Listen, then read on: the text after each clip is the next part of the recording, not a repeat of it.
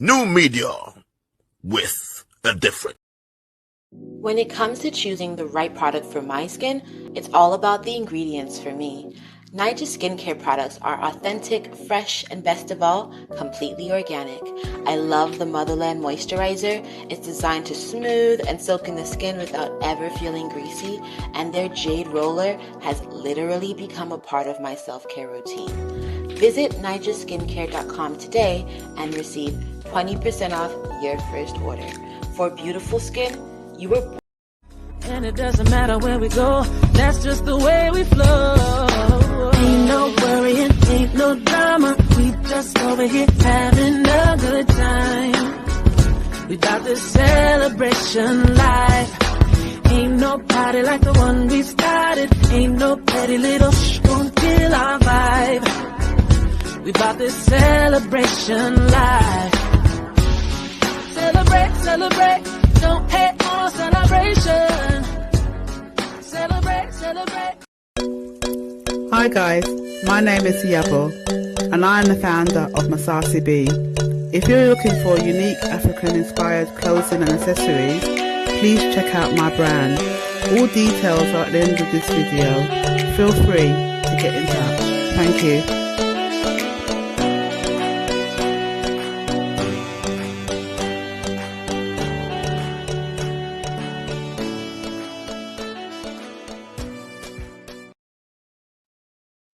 Good evening, ladies and gentlemen, and welcome to our show, Enough is Enough, Soro Soke, sponsored by Better Niger. I'm your host and anchor, Mr. FEMI OKE, and welcome to the show that hopes to make a better Niger for each and every one of us. So, this is today's show hopes to be an interesting one. Our topic is let's review PMB's manifesto promise to secure Nigerians. Let's review PMB's President Muhammad Buhari's manifesto promise, which is to secure Nigerians. And Nigerians are asking, how far? Are we any safer now? My guests to deliberate this topic via StreamYard tonight are Mr. Otumba Olufemi Adegbolugbe. He's an oil and gas portfolio manager. Good evening to you. We have Mrs. Hello, good afternoon from Canada. Fantastic. We also have Mrs. Temitayo Agemo Akuboyejo. She's a petroleum engineer. Good evening to you. Good evening. Thank you for having me. We also have Alhaji Salisu Adamu Mohammed. He's a CEO of AAA Homes. Good evening to you, sir. Good evening. And last but not least, we have Comrade Deli Ajofo. He's an insurance consultant and risk analyst. Good evening to you, sir. Mr. Ajofo, are you there? Sorry, I muted myself. I said thank you very much, Femi. Okay, well done. So welcome to the show, everybody. Enough is Enough, Soro Soke. You can post messages on the Facebook and YouTube live handles at Prime View Television. So we're going to start with a short video now before we start talking about what we're talking about today, which is to look at PMB's first term and the challenges and successes of his war against terrorism and the general security, followed by the extent of the battle since his second term, whether there's victory or whether he's lost the fight. We're going to then conclude with current affairs. So let's watch this short video and then we'll get into the debate. Thank you very much.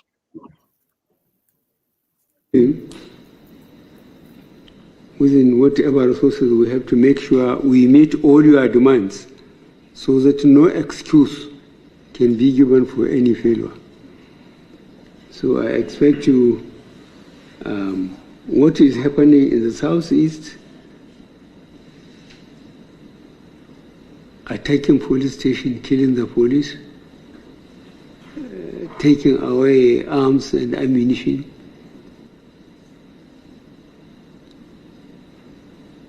Now, for those of us who are unfortunate to be in the field for the 30 months of the civil war, to see the carnage of how we kill ourselves, at least 1 million people, I think those that are misbehaving, they were either too young, they didn't know what happened. But for those of us who went through all these things, we can't understand. So we will treat them in the language they understand. So I feel for your understanding and so on. We are going to be very hard sooner than later. We have done our best, changed the service chiefs and the IG. We allow them time to go around to make necessary changes for them to be firmly in charge. We'll try and give them the resources they require, and we will demand security sooner than later. I thank you very much for your presentation. I assure you that this administration will do whatever we can do for you so that we don't give anybody excuse to blame us that we don't want to go or want to have a third term. Thank you very much.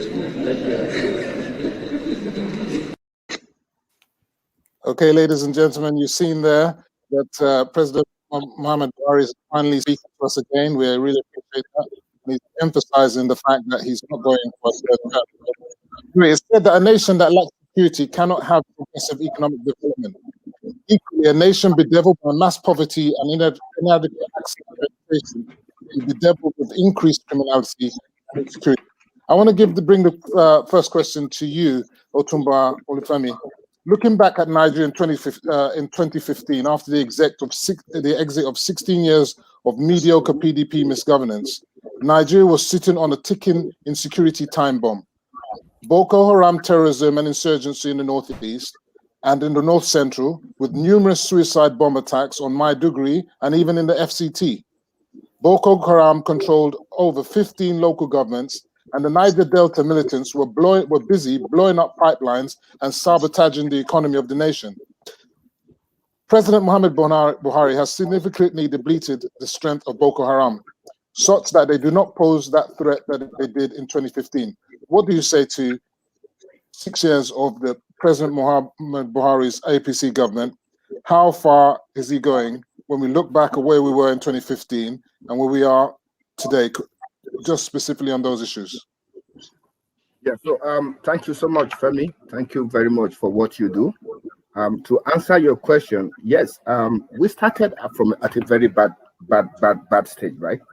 The government of President Muhammadu Buhari, like you rightly said, inherited a military that was deficient in military hardware. The armed forces were demotivated. You are very much aware of how $2 billion was shared. So we started from a very bad point. And like you have rightly pointed out, before 2015, we had the incidents of Boko Haram attack. I think the United Nations building was bombed and all that. We have made some progress. In the process of this, we have also suffered significant setbacks. We must be honest with ourselves. Are we where we are supposed to be? No, we are not. We are not there yet. Okay. So to answer your question, we have made some progress. We have suffered significant setbacks in the whole process. It's just like when you have malaria, right? And you take chloroquine. The more you take chloroquine, the more the parasite becomes resistant to the chloroquine you take. That is where we are. So just to answer your question in simple English, we have made progress. There are setbacks, but we are not where we are yet. Are we safer now today compared to 2015? It's a very difficult question to say. I would say overall, on the borderline. Okay, fantastic. Let me bring the next question to Mrs. Temitayo. Every nation faces varying security threats, which are continuously changing and evolving. This requires government to rejig its security apparatus and strategies to meet the changing threat. It appears that Nigeria as a nation is always playing catch-up, showing a callous ineptitude to assessing the security threat and tackling it before it gets out of hand.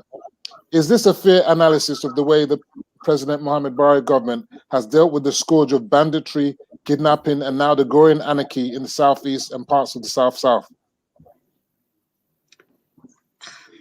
If I'm going, my short answer to that would be no. So in my mind, the presidency or President Muhammadu Buhari, I'm not sure I can honestly say that they've dealt with security threat at all. You are correct in your statement that you said they're consistently playing catch up. In fact, it makes you wonder. It makes you wonder if some of the people at the helm of our security affairs, if they even watch TV, because, you know, sometimes reality sort of mimics fiction and vice versa. So I think it was it this morning or yesterday where there was a headline about how because kidnappers use phone lines of their kidnapped victims to make phone calls to collect ransom. You know, this was the reason that was cited as the reason why, you know, kidnapping and banditry is a challenge, and they're finding it difficult to deal with it. And the first time I heard it, I remember that I almost felt insulted. Like, look, anyone with a little bit of knowledge of telecoms knows that, you know, signals triangulate across towers.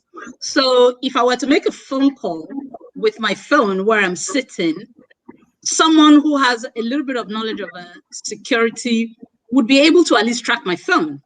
So it makes no difference that the kidnappers are using the kidnapped victims' phones. They're at a particular location where they're making those phone calls. So you should be able to, a certain degree, track these calls. So you just then, you know, you begin to wonder what exactly those who are in charge of our security affairs, what exactly the game plan is. Because as you said, they're consistently playing catch up. And you begin to wonder, what's the game plan? What exactly do they want to tell us Nigerians? What, you know, what's the plan? That's what I want to know. And as far as I can tell, it doesn't look like there's a plan. And it feels like, you know, we're just going to, you know, take each day as it comes. And I don't believe that security is anything that should be dealt that way. So I'll leave it at that for the minute. Okay, thank you. Look, well, the thing is, we always know that with things like technology, all of it is about money and financing and all that kind of stuff. And the thing is, even if they track where the signal is coming from, the next thing is to get to the location. So do we have the wherewithal to get the manpower, the helicopters, even the vehicles to get to that location within time to be able to interdict those people? So that's a good question in this case. Let me go on to Mr. Dele Ajufo. The security threat today in 2021 is quite different from the security threat in 2015.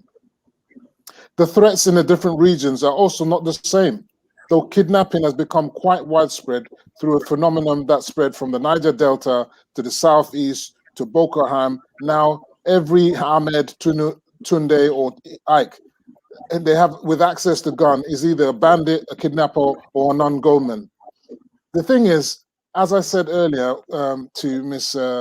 Temitaya, that the proliferation of arms through the Sahel is part of the reason why the security scenario, and when you're an analyst, when you analyze the situation, it's always changing. So let's look at today, 2021. We've had a coup in Chad. We've also had another coup recently in Mali. There's going to be implications of that, just as like what happened when Libya. So what does that say to you in terms of how we're going to address the changing threats to our security? It's not stagnant. What say you, sir? I listen to Mrs. Okuboyejo, and I tend to align with her. Security in Nigeria has retrogressed considerably, and that's because there are plans which are not visible or known to us. Femi, you just made a statement that using people's phones to track where they are, whether we can get to them. My dear young man, where there's a will, there must be a way. We have helicopters, we have drones. For God's sake, this is 2021. You don't need a vehicle to get to the forest. No, you don't. You have trackers, you have drones, you have helicopters. Wherever they are, if they are, how many helicopters do we have in Nigeria, for example, considering the number of kidnapped? Let me finish, family. Let me finish. How many helicopters? How many have they deployed in the southeast in the last 3 days? How many did they deploy to the southwest 2 days ago? 3 helicopters dropping whatever they were. We saw all of them on the video. Don't make excuses for ineptitude, my friend. Hardly enough helicopters to also interdict kidnappers at the same time. You are condoning inefficiency and ineptitude. It's not about condoning. If you don't have the facilities, first you must talk about the facilities. I've just asked you a question. There are helicopters being deployed to the southwest. So imagine the area of south. Some people are displaced from their areas in the southwest today. I'm a Lagos man. I know what I'm talking about. Let me finish. How many have been deployed to the southeast? And yet you can't track school kids held in captivity for a month or more. And now today, the ransom has been increased to 200. FEMI, come on, I told you today, we must speak truth to power. And when you sit on the fence, you are not deceiving yourself. No, Otumba said he was standing. Listen, when I talk, please, I like to land. I'm not going to. When you start talking, I listen to you. Otumba said he was sitting on the fence. It was Babangida that said, don't sit on the fence. Take a decision. Posterity will judge you. If I'm making a wrong decision, please condemn me and I'll seek forgiveness. But if I make the right decision, posterity will judge me. Don't ever sit on the fence. I don't sit on the fence. I'm never a fencist. Never. People that know me know I don't sit on the fence. Maybe I'm wrong. I'm sorry, sir. Maybe I'm misinterpreting your land. Okay. I thought you said it was 50-50. We'll get there. Okay, so going back to the point I was saying, the security situation now is quite different from the security situation in 2015. And so the goalpost in terms of solving the security problem is always a changing one. And I go back to what I'm saying is that if you have, for example, I don't know how many kidnapped victims or actually kidnapped incidents are actually happening on the go at any one time, do we have the manpower? Do we have the facilities, the resources to interdict every single one in all the different states at each particular point in time? My answer to you is that I doubt we do, but you clearly think we've got more than enough resources to do so. No, please, let me clarify that point, FEMI. What I'm saying is a sequential issue. I just made a statement that our children, I'm 75, going 76 in 3 months. I'm a grandfather. They could have been my children in the forest, in the school, that people were kidnapped.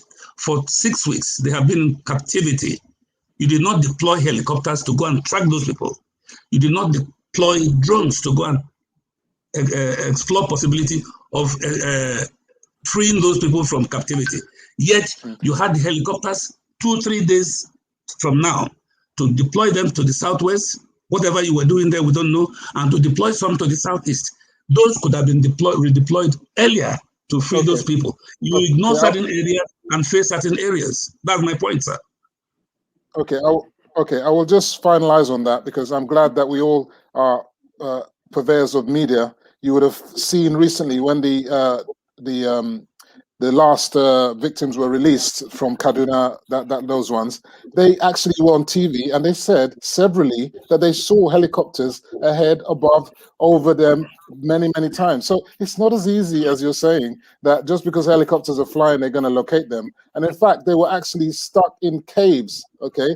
If you're in a cave, the likelihood of you having infrared resonating as to your location is very slim. But that being beside the point, I do agree that government needs to do more. And of course, the other thing you got to remember is that when you start rewarding bandits with a ransom, it becomes a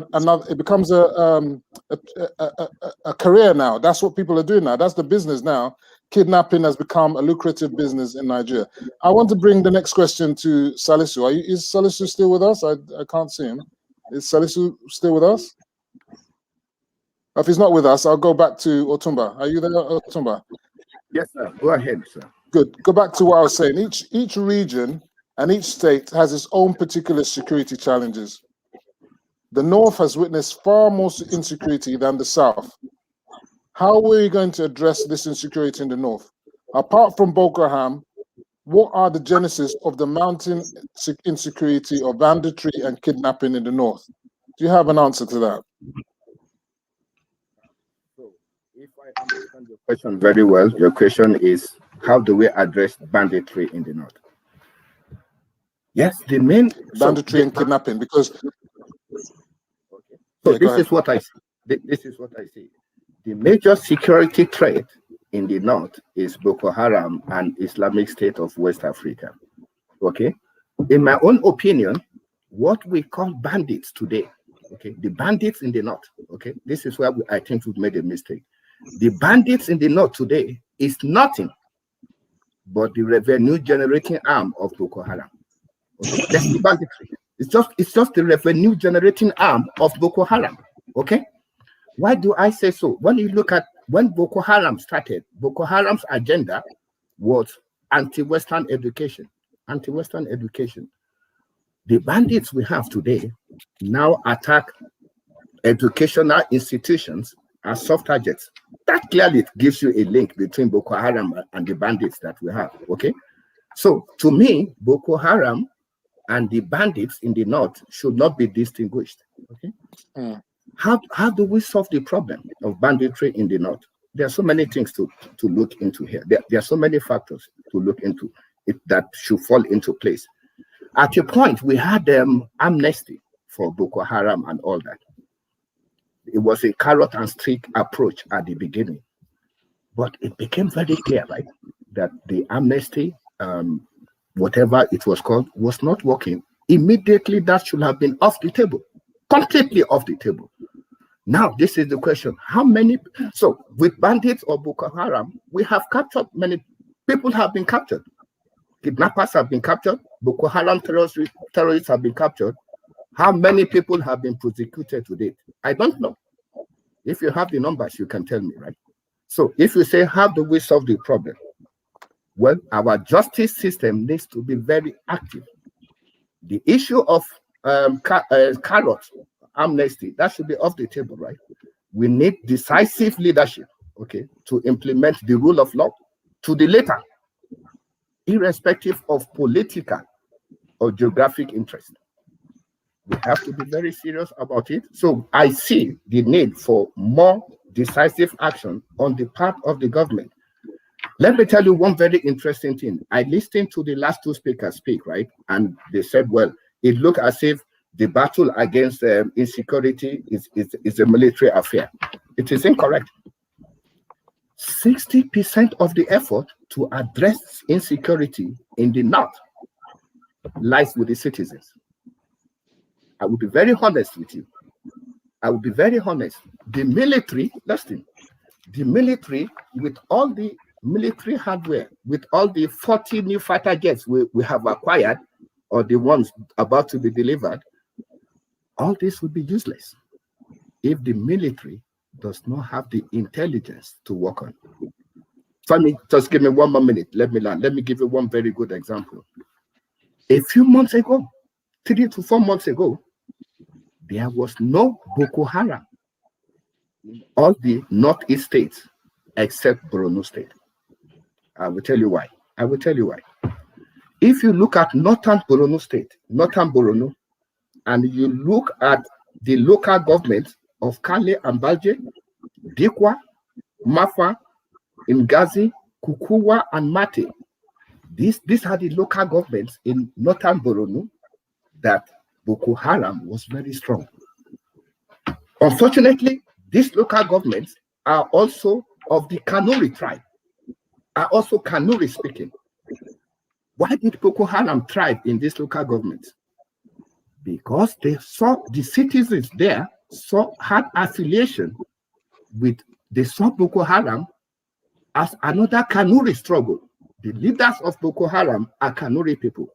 You are all very aware. You are all very aware of the breakdown in the contractual agreement between certain local governments in northern Borno to ferry and supply goods for Boko Haram.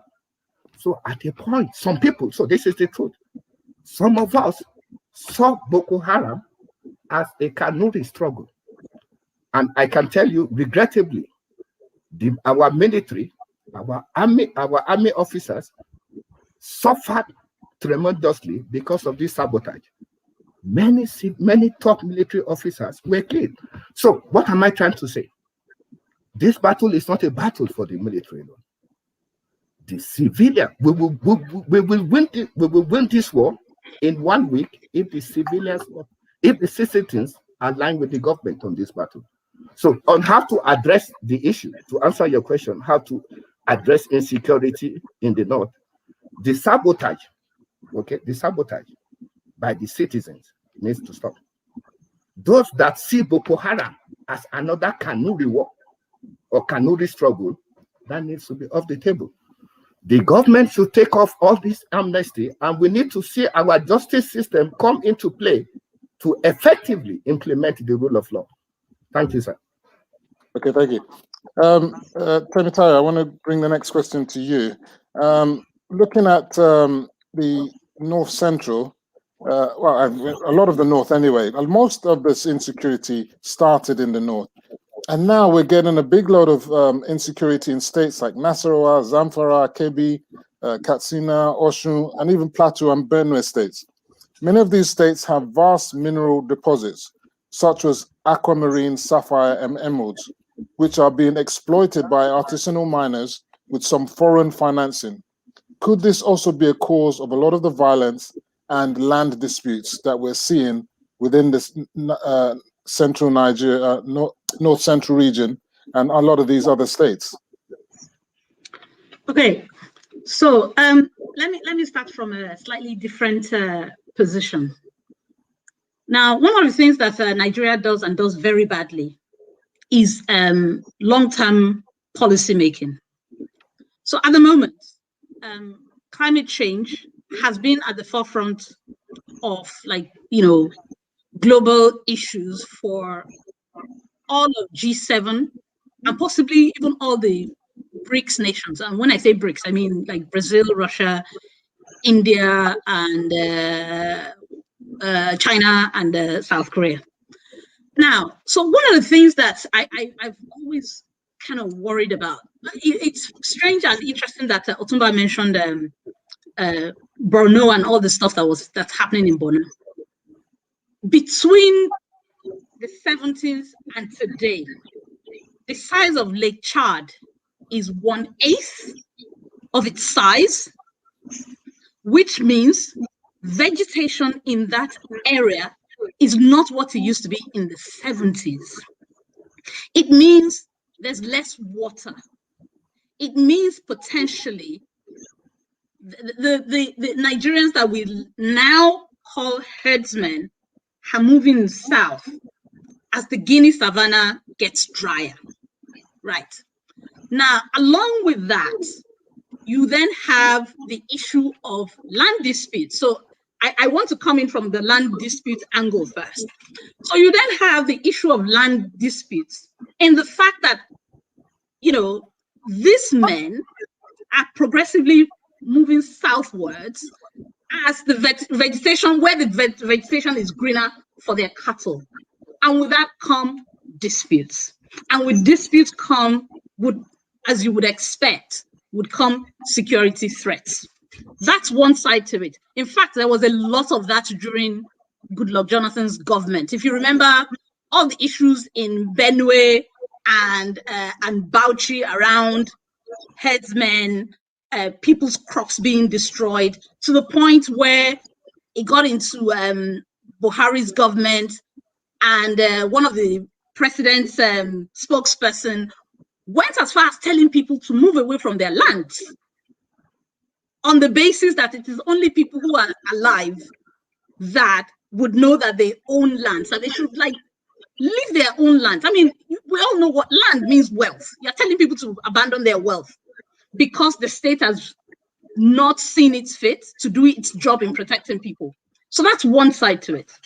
Now, the second side to it, and that is the bit that I disagree with Otumba, where he said, the bandits or the kidnappers are the money-making side of Boko Haram. That may be true, and that may not be true. But there is plenty of all these kind of issues happening elsewhere that you begin to wonder what our policymakers have been doing, if they've been analyzing what's happening in other places, and if they've been looking back, or if they've been looking to the past.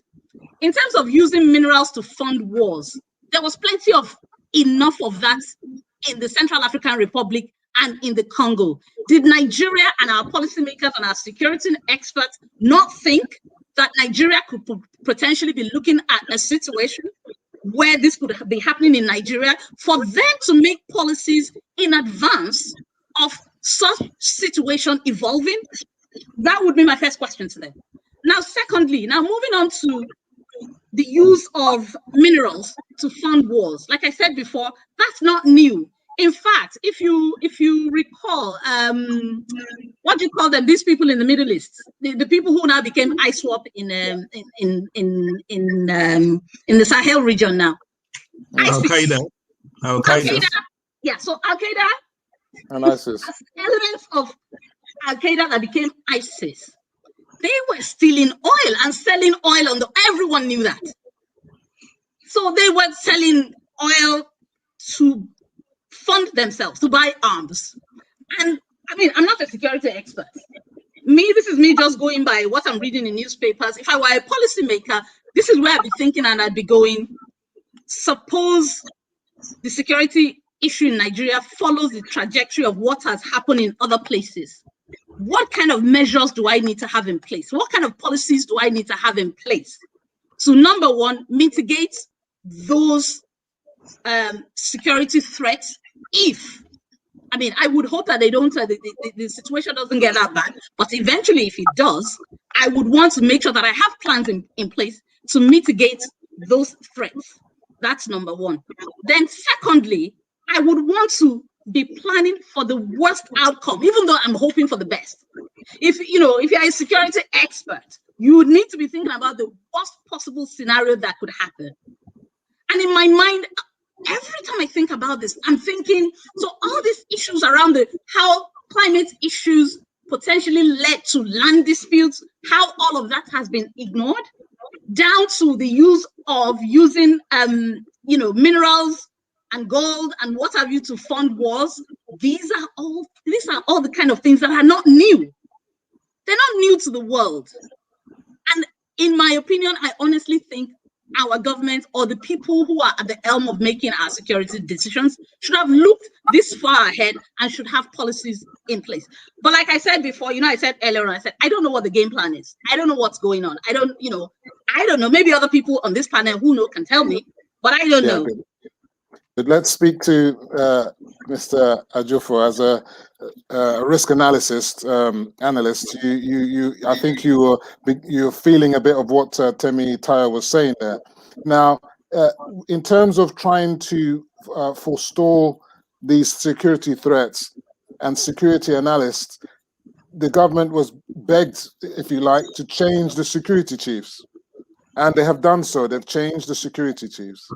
Yet Nigerians now, well, some Nigerians are screaming again that why are most of the security chiefs all from the north? Most of them, although I don't believe Irabo, the chief of defense staff, is from the east and is from the north. But most of them are from the north. And so you made mention of an agenda, and she also spoke to this agenda. In your risk analysis, what is this agenda that you think might be happening, and how does Nigeria as a nation address this agenda? What is this agenda that you're speaking about in terms of the insecurity threat that is bedeviling the nation, north, south, east, and west, everywhere? Let me bring you back to my profession. I'm a risk analyst, not a security analyst.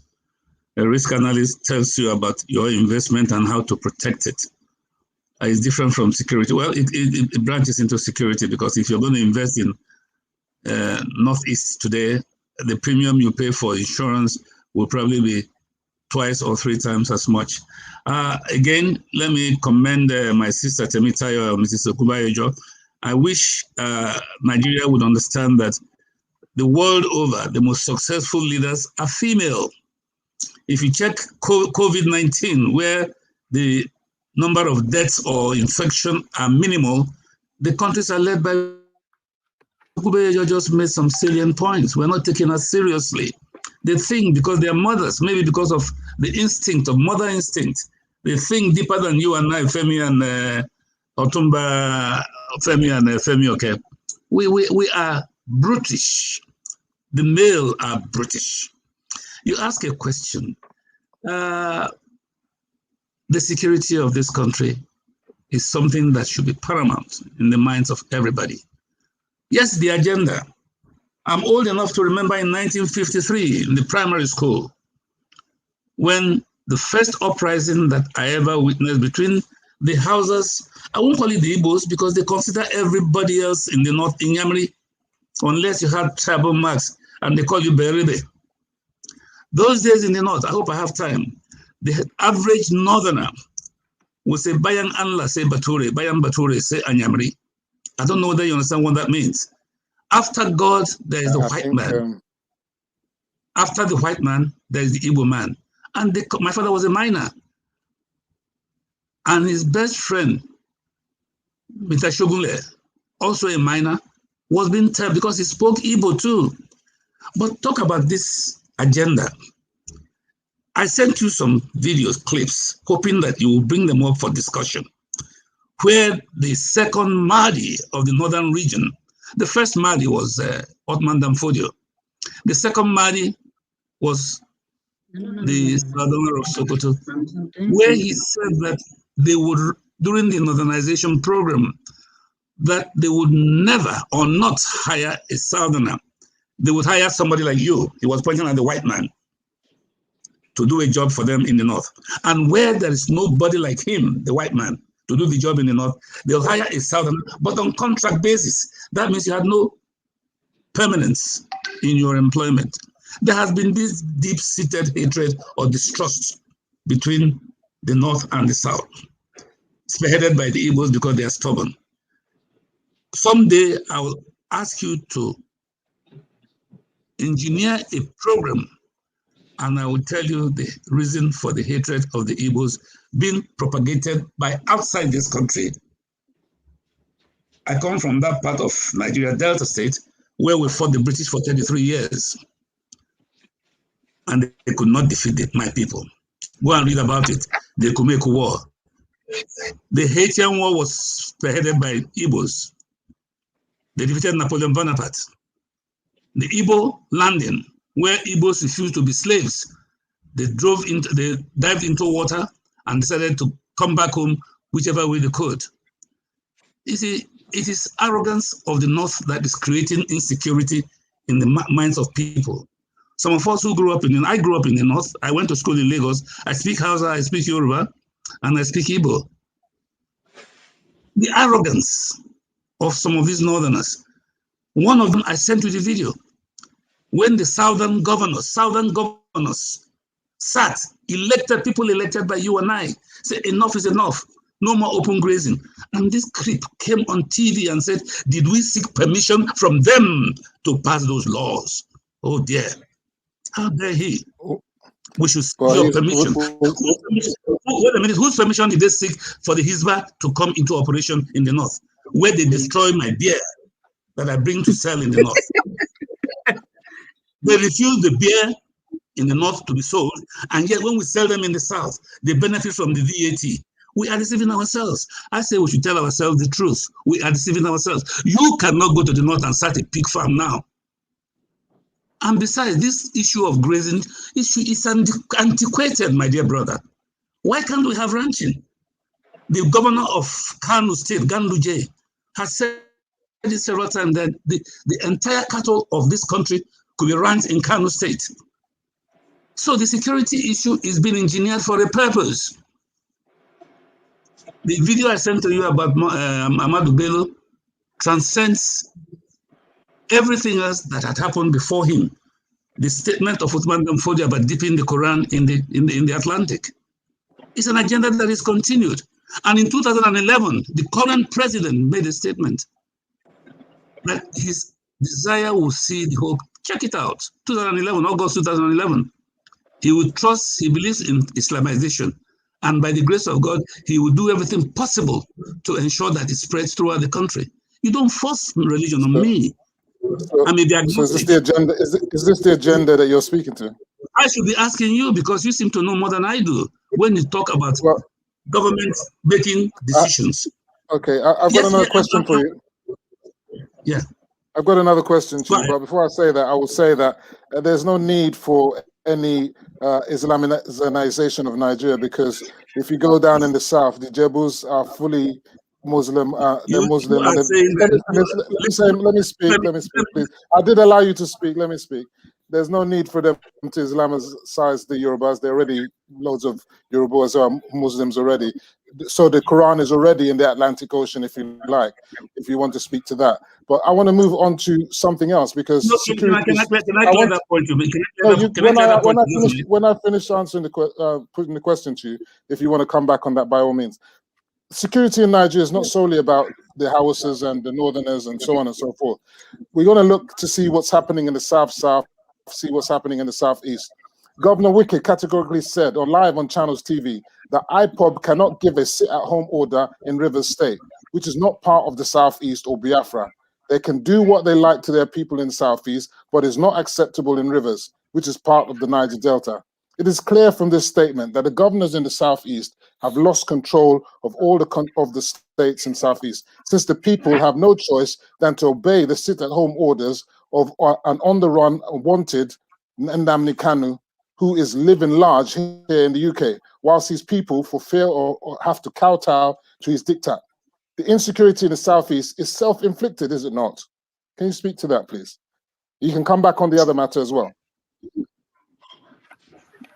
No, the issue. Sorry, I lost you for a moment, so I probably wouldn't be able to answer the last part of address the last part of your statement.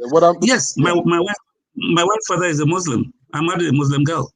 I'm not a Muslim. I'm from Delta State. I'm a Christian. In their home, there are Muslims. Her younger brothers practice Islam. Some of them practice Christian. One of her younger brothers is a pastor. You should be free to do what you want. As of today, I can tell you categorically that you are a Yoruba man. If you're an imam, you cannot lead a congregation in a mosque. Go to Abuja Central, Abuja Mosque and find out. They even have a Yoruba mosque on Ahmadu Bello Way and on Aminu Kano Way. You're deceiving yourself, my friend. And I stand to be corrected. I'm not talking about North and South Islam and Christianity. I'm talking about fundamentalists. There are some people who are fundamentalists. I don't see why we should allow imported religion to divide us. That's the point I'm making. Fundamentalists, as the word says, means that they're on the fringes. But I want you to speak to what I spoke to you about, the question, specifically about the Southeast governors not really doing their bid, the people there justice, and the fact that Governor Wike has said to them, look, IPOB, you can do whatever you like in the Southeast. You can't do it in Rivers State because it's not part of Biafra. So what do you say to that? I believe you're from the South. Yes, let me address that issue. I agree totally. Because there's security in problems there. You just made a statement. I totally agree with you. The Southeast governors are wimps. They don't have character. They lack vision. But for them, there would have been no ESN. If they had done the needful, there would be no need for that young man, Nnamdi Kanu, to set up a security to stop our wives and mothers and daughters being raped in the forest by Fulani Irredentists. So there was a vacuum, there was a lacuna, and somebody had to do something. I'm not supporting that. There has to be constructive and structured leadership. But because the Southeastern governors failed to do the needful, there was a need for somebody to come and step in. Let me tell you a story about Nnamdi Azikiwe. In 1979, he had retired from politics. But when no major, he said so at a meeting where I attended, that he came out not believing that he will win, but to remind people that there are still some Igbo politicians. In a village square in my place, I come from a town with 10 villages. When every village comes out to dance and you applaud, and I'm the head of my village and nobody comes out from my village, I will come out and dance. Yes, Wike made a statement. It's up to him. He's been contradicted by traditionalists in his own enclave. I'm not going to go into banter with him. If there's a free and fair election today in the South, in River State, I can assure you that Wike will lose totally. Because he has beaten... He's done his second term. He's not going to go a third term. Listen, I said if it were possible for him, that's why he's talking a lot of border dash. Because what he's speaking doesn't speak to you. That's why it will be boulder dash. Let me bring Otumba Olufemi. Let me bring Otumba back into the.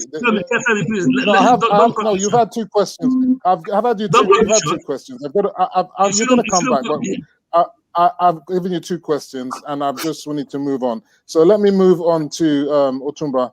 Look, the thing is, the way I see it now is that.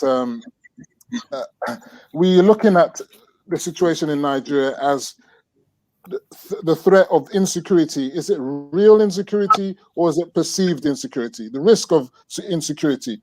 Of course, there's insecurity all over Nigeria, everywhere. But there are people also going about their day-to-day activities everywhere.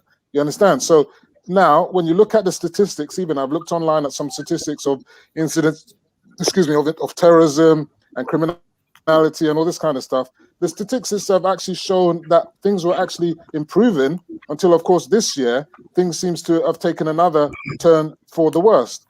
And I want to put it to you that I believe that it is our politicians, what we call our stinkily corrupt politicians, that use tribe and our differences to separate us and use that to further their own nefarious agenda, as opposed to uniting us and growing the country.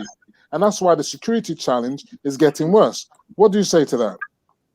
Yeah, so thank you very much, Femi. Thank you so much for that question.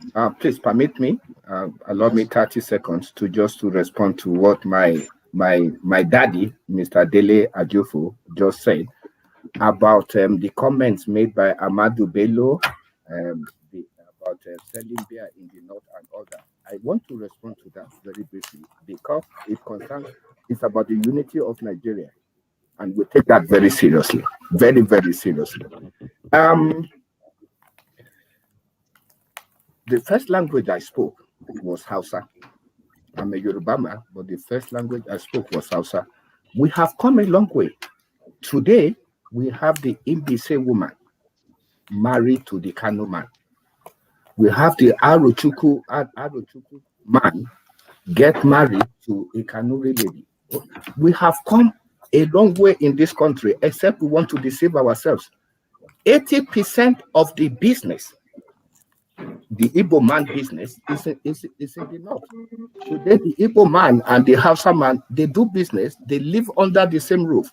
We have done this for 60 years, and we have some challenges, but it does not mean that we will not throw all what we have gained in the past. So I have some reservations about the comments made by Mr. Dele, respectfully. But now to your question is simply about what is the state of insecurity in the country. Nigeria today, in my opinion, or what I see, we have four categories of insecurity. The fifth one is developing, and I will mention it. The first one is the Boko Haram and the Islamic State of West Africa. Also, we have the bandits, the revenue generating arm of Boko Haram. Those are two categories. We also have the Fulani herdsmen. We need to separate this, right? The Fulani herdsmen represents another category of threat in Nigeria. The fourth one is the agitation for self-rule, okay? And that is where IPOB and ASN comes in. The fifth threat that is developing is the threat of the hungry and angry man. That has not come to the surface yet. It's still in the background. In the midst of all this economic depression, Naira is 500, exchange rate is 500. What is behind that? It's the biggest security threat is the threat of the hungry and angry man. That is in the background for now. So what do we say to this?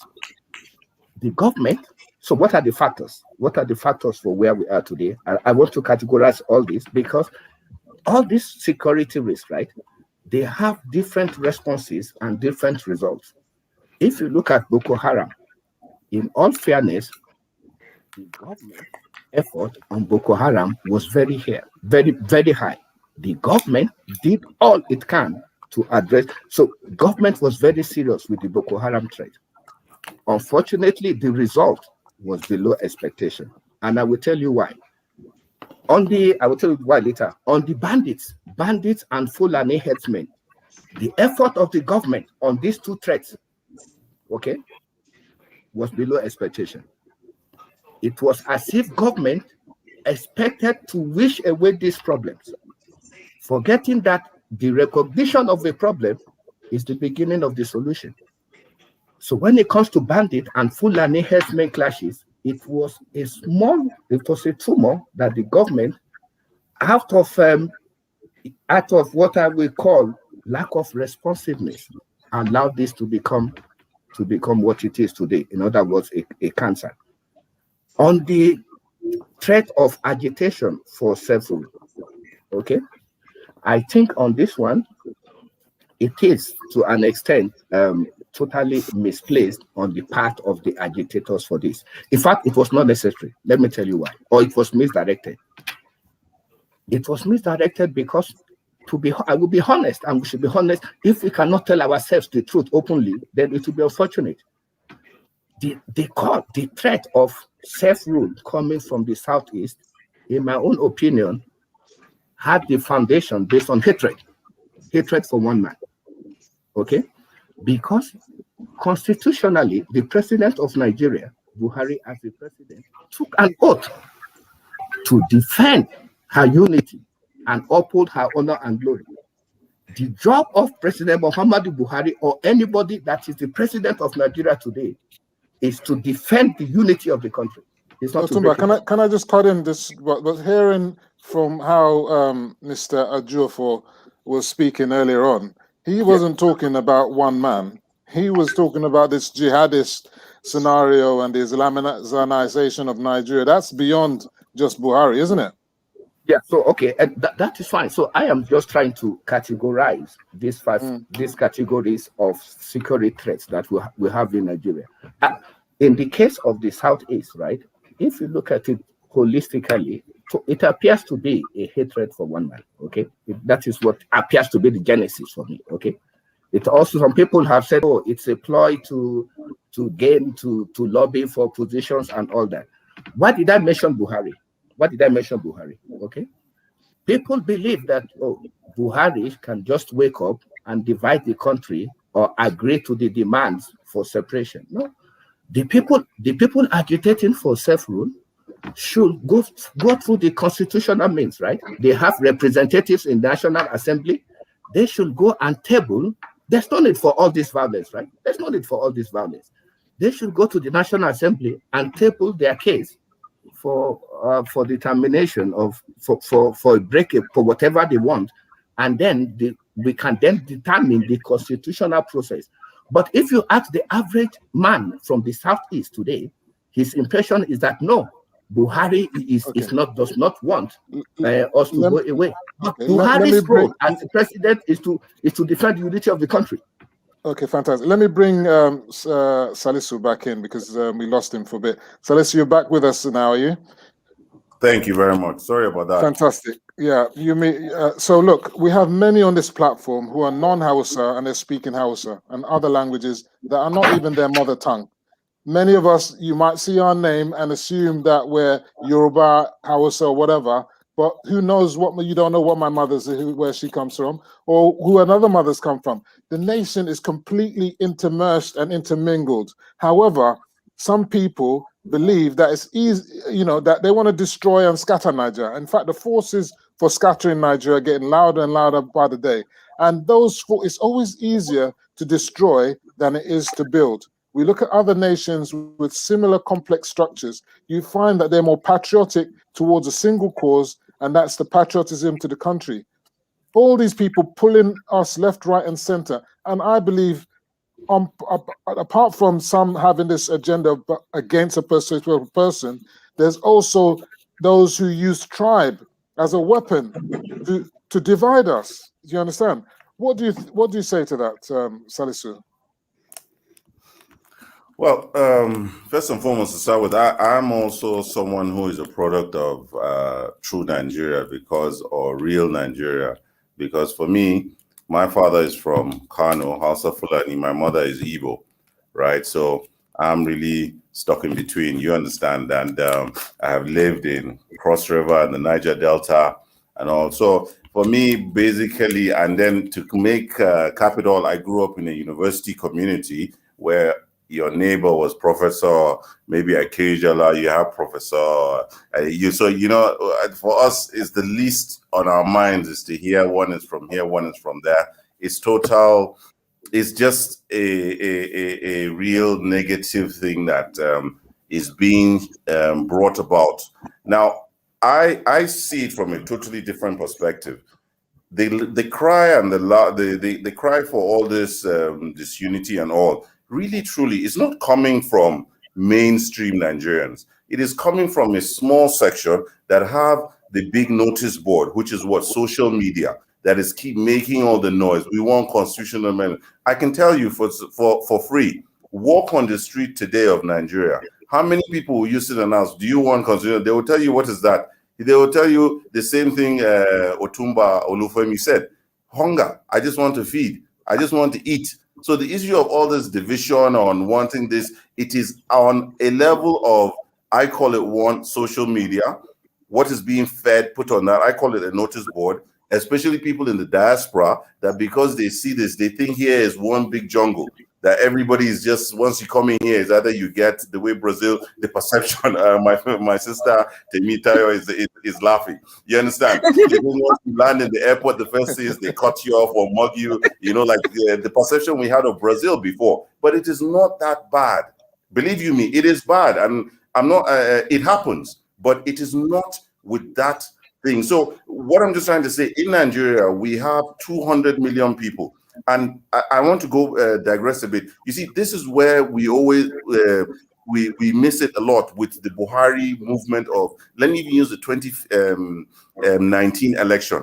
A lot of noise was being made on social media. You would think Buhari wouldn't even get one vote. But the main crop of the people that really truly vote, that are down there, down the throttle, because we're really more of an informal society or nation. The local governments, people in the rural areas, the informal sector is much more than the formal sector that own gadgets, that own this and speak and do all that. So these agitations really, it's not really, it's on when you open the news, you hear it. The truth is, we are one Nigeria. Yes, we have our little differences that you hear maybe be about politics or what, but there is even no way we can divide. Divide where? How are we dividing? Every state in this country has a Hausa community. There's a Serkin Hausa in Calabar. There's a Serkin Hausa in Lagos. There's a Serkin Hausa in Ondo. There's a Serkin Hausa in Rivers. If you go to the north too, there's the Igbo community there. There's Yoruba. Even in my own this thing in Sabongari local government, we have anywhere you see there's a Sabongari is where there's a Yoruba community. Nigeria is joined together. The sooner the better we leave this thing alone and move forward. You see, every time we start to approach an election circle, these things always start to come up. They start to push across the vision, but we will not. We can't. We're in a marriage that cannot work. This thing about, and then another topic that's this thing about restructuring. The common man, all the common man wants is, how do I get to feed myself and my family? We want investments in the north, in the south, in the east.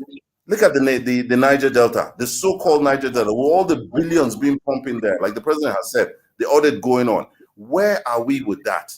That is what is causing all these agitations, because now a lot of people believe that, look, where is it? We have been waiting. What is happening? You understand? So I think the truth is the economy is what is most important. We need investments. We need infrastructure, which is what the Buhari presidency is working on, driving on fixing infrastructure. Before I went away, I heard my sister Temi talk about, like, she had something about, they said the security people about the gadgets with phones, and then you see, sometimes these things, when we look at it like that, sometimes we look at ourselves from a normal here, infrastructure for these things is a problem. There are certain places you go that they would work, they would not work. And even if they would work in these rural areas, right, even to deploy people to these certain places is a problem. Infrastructure is really a serious, serious problem in Nigeria. I'm not speaking for the security because I don't know. You know, security issues you don't understand. And then let's always remember that our pocket is what we have to use to work. Let's not expect that we have so much. Truly, truly, based on what I've seen from the Ministry of Finance, this country is insolvent today. Honestly, when we came on board and when this government came on board, almost about 29 states could not pay salaries. That means what? We were just financing consumption, personal consumption. That's what we're doing. Okay. Not creating let me interject just now because I want to bring Temitara in. But before I bring her in, I want to speak to this because you're from the north. I mean, you're part north, part south. But yesterday, the police busted an AK-47 factory in Jos. Yeah, producing what the police said. If you see them, they're almost indistinguishable to the ones that are being imported from, you know, wherever. So proliferation of arms is another security challenge the nation is facing. As I said earlier, you had the coup in Chad, you had the coup in Mali, we had what happened in Libya. I know that Temitara spoke to those, but these are all things that are happening that are creating considerable challenges in Nigeria. And of course, Governor Ortum is talking about defending themselves in the Benue. You know, where are we going, especially in the north? Because to me, I find that many in the south are crying more than the bereaved. You are northerners. Is that for me? Is that for me? It's for you, yeah. Before I go back to Temitara, yes. Yeah. Now, the movement of small arms and the proliferation of small arms, you see, due to our porous borders and again lack of infrastructure, you see, the truth is there are so many things we did not do before as a country. And that is what is really coming back to bite us now. We like in the north. First thing I would always say is the fact that, well, let's not say the north, the whole of Nigeria, no society develops without controlling population. In the north, because of religious beliefs, you can have 4 wives, right? You can keep having babies. And then when you have these babies, what do? You don't cater for them. You send them all out. All these are the ills that's not coming. We have like a full how do I say, an explosion of people that it is becoming, these people need a source of livelihood. These people need so many enemies that government today cannot provide. That is why I'm from Kaduna State. And really, truly, if you hear what the governor of Kaduna State is doing, Nasir El-Rufai, is he's being realistic. Resources are not enough to cater for everybody. So we have to today do the needful, shrink our size before we can come. These our porous borders allow so many of these things.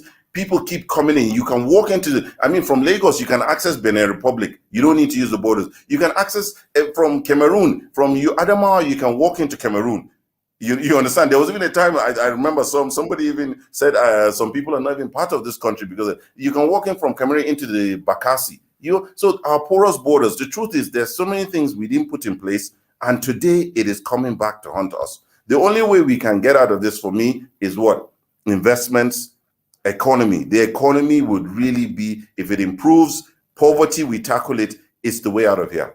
And the only way that can work is for us to have functional local governments.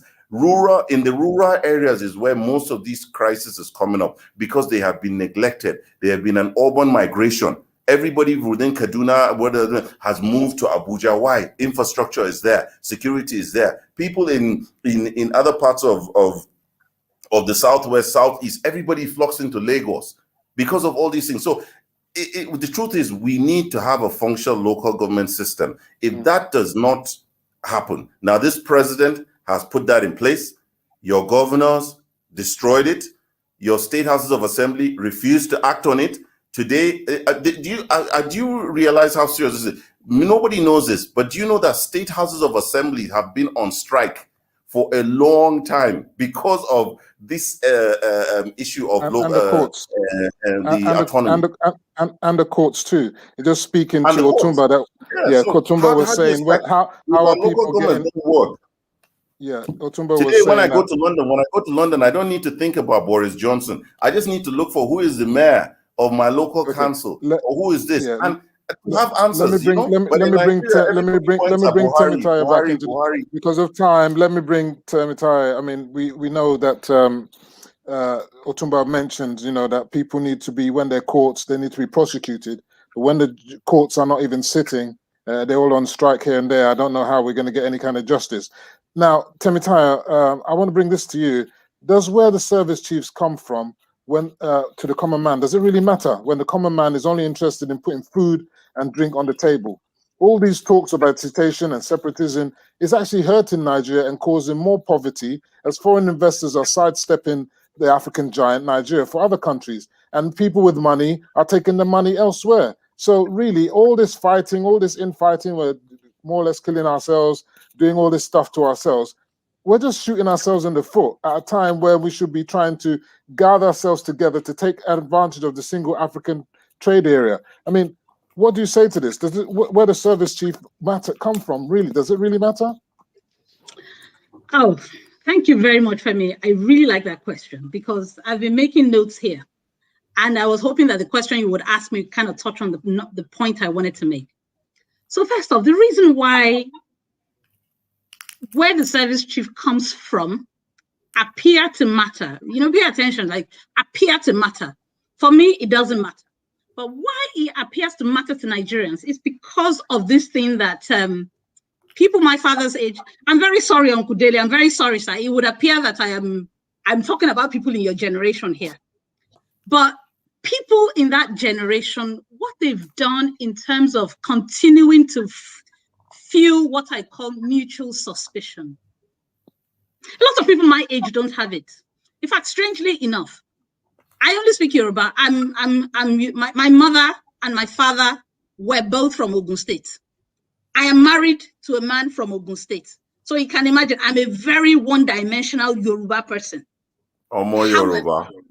Yes, I am like, that's why I said I'm very one-dimensional. I have no other connection with other states in Yoruba land. However, in growing up, I have sort of mixed with all kinds of Nigerians.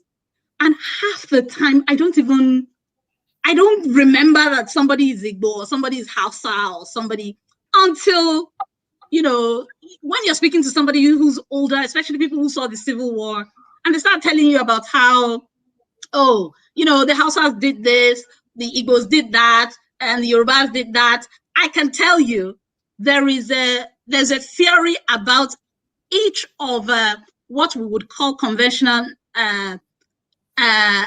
independence fathers. So Awolowo was supposed to be a tribalist. People will tell you the story. Yeah, and people will tell you the story of the cross carpeting and how it chased Nnamdi Azikiwe to the east. That's Awolowo. Then people will tell you about Nnamdi Azikiwe and about how when the coup happened in the 1966 coup, only the Igbo leaders were spared and the Hausa and Yoruba leaders were killed.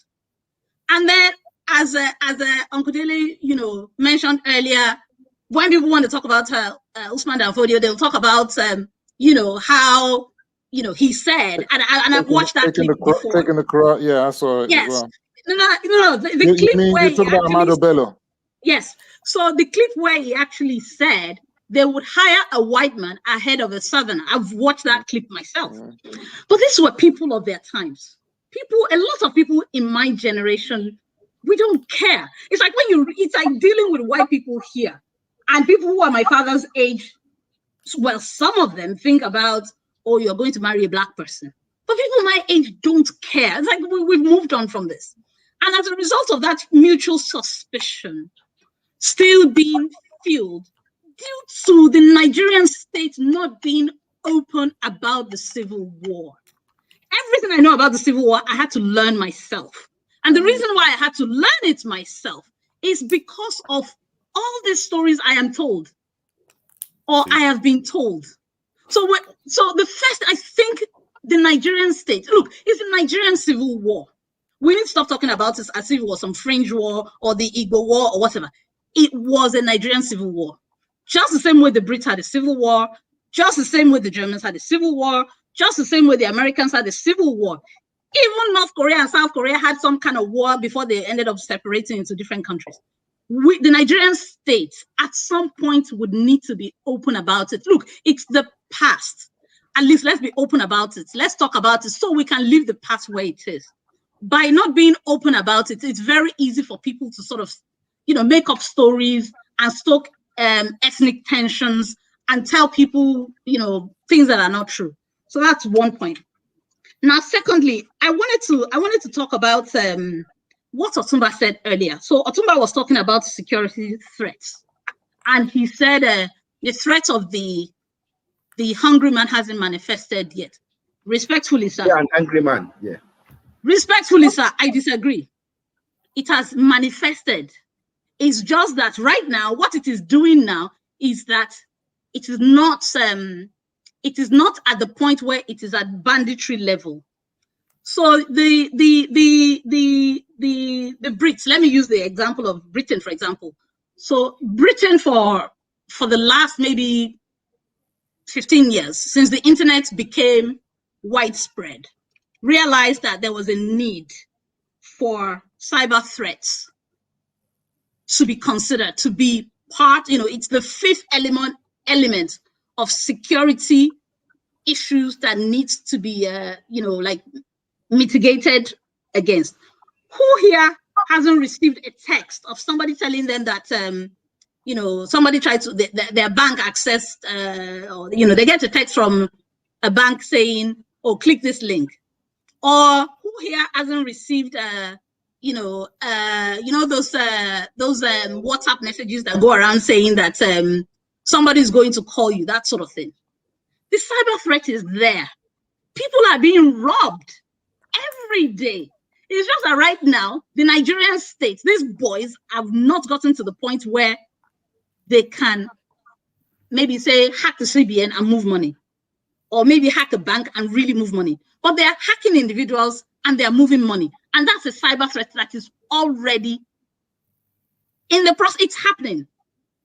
It's happening so badly that, every day, all of us here, we see all kinds of messaging from our banks telling us we should not click links. We should not, if we have any issue, we should go straight to the bank. We should not talk to people we don't know on the phone. We should not hand over our PIN numbers. We should not hand over our security, because that threat is no longer a threat. It's a situation that's already evolving. It's just that it's yet to blow up in our faces. So that's secondly. Now, thirdly, one of the things I find particularly interesting about Nigerian leaders of certain age is that, so whenever we want to talk about holding office or serving Nigeria, it's almost like a whisper happens, and it is us, the electorate, and then start talking about how the service chief is a Hausa man, or there are no service chiefs in southern Nigeria. When the service I remember that during Jonathan's administration, I remember that the likes of Minima, I forgot that Yoruba man's name. Oh God, what's his name now? Quite a few of them were from the southeast. Yes, yeah. I remember. The police chief Ihe Jirika was. So you tell me. I personally can't tell you that it made a particular difference to me as an individual. If everybody did their job as they should, these things should not matter. It's a bit like somebody saying, the chief of defense staff of the UK is from Scotland. Would you even, and today, Scotland is talking about having a referendum to separate from the UK. So that's a different issue. So, so it's like an identity. Isn't this the mediocrity of Nigerians in general? Exactly. Latching onto bones and scrap and making them to be the real issue when the real issue is somewhere else. Yeah, they haven't got anything really important to talk about, so they want to jump onto that. That shows that he's nepotic. That shows that he's this, is that. To me. Anyway, let's move the question. I want to bring in Mr. Jufo now back into the equation, because I think we've been around everyone now. I want to bring you back. look, we're seeing that may well be a generational difference here between yourself and the likes of us. I mean, many of us, we did our NYSC. I don't believe you would have been able to do your NYSC due to your age, but who knows? Maybe you have. In America, President Biden was the first president to go to Tulsa and acknowledge the massacre of the buoyant black neighborhood and the burning it down and the destruction of homes and all that kind of stuff. In keeping with what Temitayo has just said, we have a situation in Nigeria where we are demonizing our brothers and sisters. We have these stereotypes, harking back to the 50s, as you even said yourself, going back to God knows when, you know, even before the 50s, talking about Usman Dan Fodio, for goodness sake. I don't think anyone was alive when he was alive. But is that really the problem? I think that President Muhammad Buhari has been a quiet, no-show president, yeah, who needs to speak more and address issues. Is it not time for him to be our father and meet directly with the people and empathize with them and feel their pains? I mean, things like he did mention the Civil War, and we're going to talk about in the next segment about what happened with Twitter and that. But is it not better for really a nation? Problem? Do people really talk about these? This question is to Ajifor. Let me speak to him. So what I'm saying is, it may not be a problem for you, but I believe that for many people, the Civil War is a problem, and like in America, where millions of Americans don't know anything about the Tulsa massacre. You know, they look at black people and think because most of them are uneducated. This is most for people in America. This is Ajifor. Okay. Even in Nigeria, Nigerians are a lot of people are educated. A lot of people are not educated. They don't have any clue about what happened to the Civil War. So my question to you. Yeah, so my question is to you is that the president needs to do more. And I think him going more to the people, empathizing, I think he needs to even do a tour of all these areas. Instead of staying in Abuja, he may need to go out to the Southeast where there's problems and speak to the people, go around and see what's their pain, rather than staying in Abuja. What do you say to that? You just hit the nail on the head. My reference to the earlier leaders, Uthman Dan Fodio and Ahmadu Bello, is that those who forget to learn from history are apt to repeat the same mistake. Buhari is making the same mistake. I have to address certain issues to disabuse your mind. I'm from the South. I'm an Igbo man from the South. I feel the pain of rejection, of hatred, deep-seated hatred from my fellow countrymen. Right here on this panel, we've been talking about secessionist agitation, ESN. Nobody has mentioned that Igboho is also agitating for Oduduwa State. It sends messages to my people. Please let me finish. We have not gotten there. We're not mind readers. I take you on what you have said. No, so people are sending messages. Nobody has mentioned Igboho and the agitation for Oduduwa State. And the same catastrophe that is befalling Biafra land today is not befalling the South Oduduwa State. That's one. Secondly, Mr. President made a statement warning us of the consequences of war. I appreciated that statement immensely until he came to the situation, a position where he said, we will teach them the lesson of the past. Literally. That was inciting, that was annoying, that was vexatious. You're inciting people. You're telling us behave or you teach us a lesson. We're not school children. Thirdly, Nigeria is a marriage of convenience. You are married, Mr. Oke. So is Mrs. Okunbayejo. If the marriage becomes too hot, you are allowed to quit. It's in fact embedded in the Amalgamation Treaty. Go and read it. The Amalgamation Treaty is null and void. We're in an independent nation now. That doesn't even come into the equation. After 100 years, it is allowed to visit. It's null and void because we're an independent state, not because of the treaty. The treaty, the amalgamation was between who? Who amalgamated us? It was an amalgamation of the British, nothing to do with anybody. They didn't negotiate with anybody. Are you asking me a question or going to allow me to speak my mind? I'm asking you to speak. You seem to be asking me a question and answering them. There is no point in me being on this panel if you have to answer my questions, young man. Well, if you're making statements which I believe are not in tune with the reality. If you allow me to finish, then you can counter me like I allowed you to finish. Okay, go ahead. So that is the second point I'm making. If Mr. President made such statement and ended at where it was a warning, tell me something today. You are an educated man, intelligent man, I believe.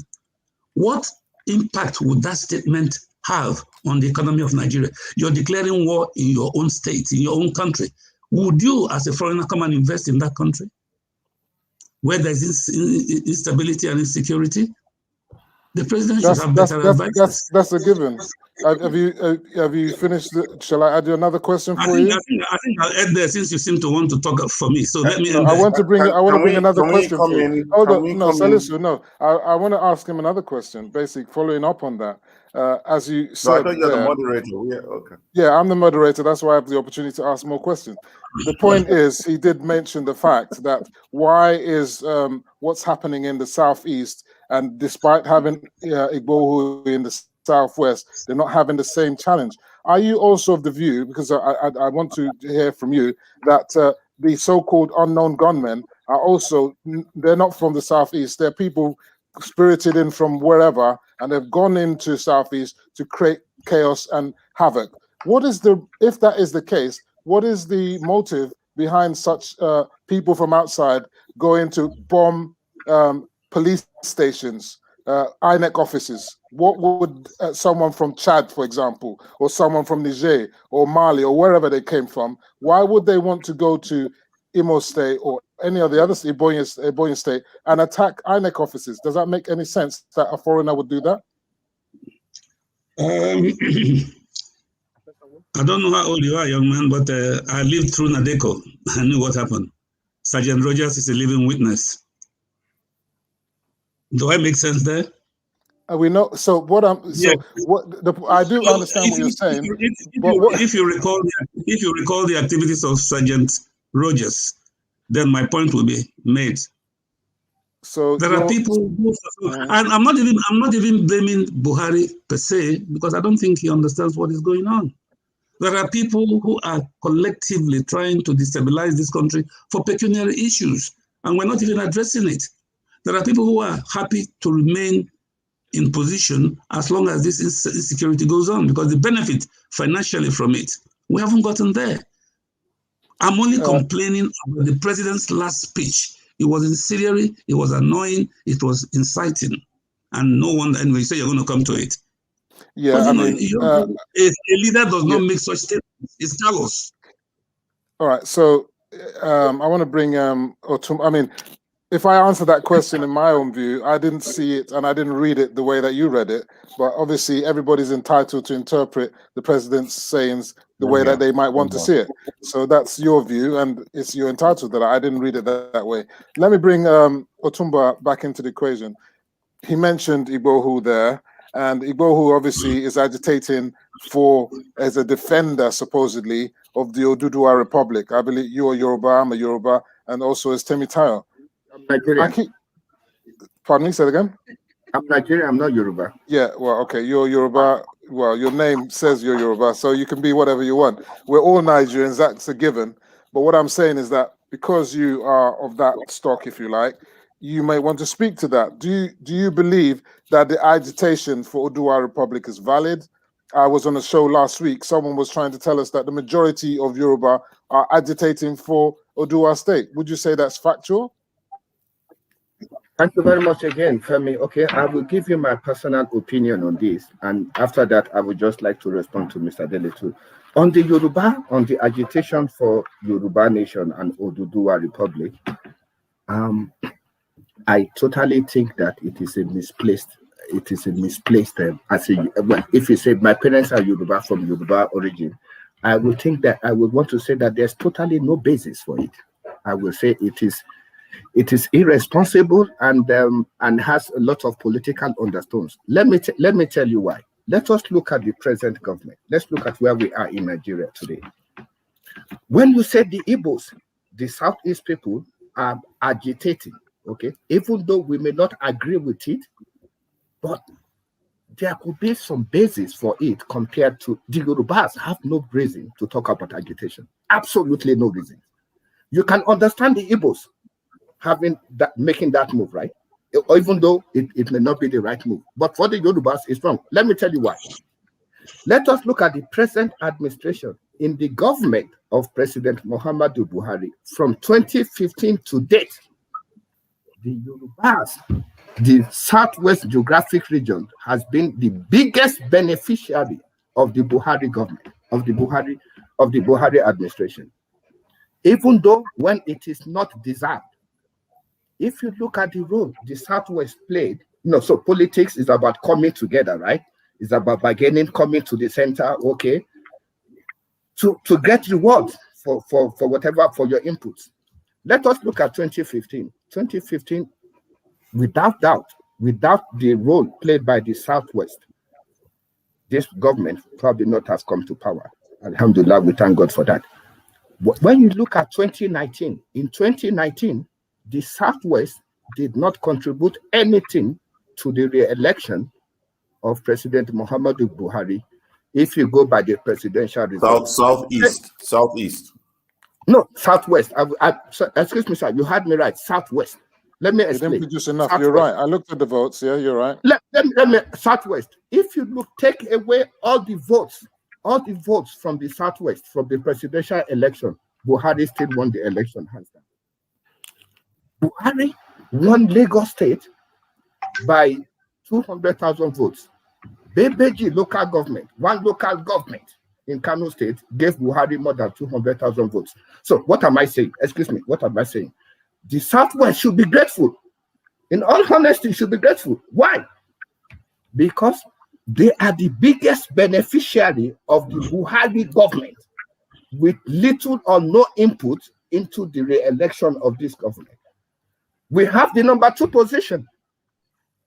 We have the number 4 position. We have an extra minister, one from Lagos State, one from Anambra State. Look at the positions we hold: Minister for Works, Minister for Interior. So it is very clear, in my own opinion, extremely clear that the Southwest, Southeast is a different story, but the Southwest, talking about agitation or Oduduwa Republic, is the height of ingratitude. Okay. It's the height of ingratitude, sir. What is the basis for it? Okay, before I bring Salisu into it, because I want to hear from Temitaya. You're from Ogun State. You said you're Yoruba, your mom is Yoruba, your dad is Yoruba. What do you say? Are you an agitator? So what I said I am a one-dimensional Yoruba woman. I know, but you did say that you cross over, you don't see tribe and whatnot. The first thing I'm going to say is that the Otumba made some views there that I personally find respectfully abhorrent. Okay. And I'll tell you why. That's your view. Let her speak, please. Go ahead. So you cannot sit on a panel and tell me that because Yorubas did not contribute to President Muhammadu Buhari's ascendancy, they should be grateful. I'm very sorry to say, he is the president of the Federal Republic of Nigeria. He represents all of us. He is responsible for all of us. He is accountable to all of us, whether we voted for him or not.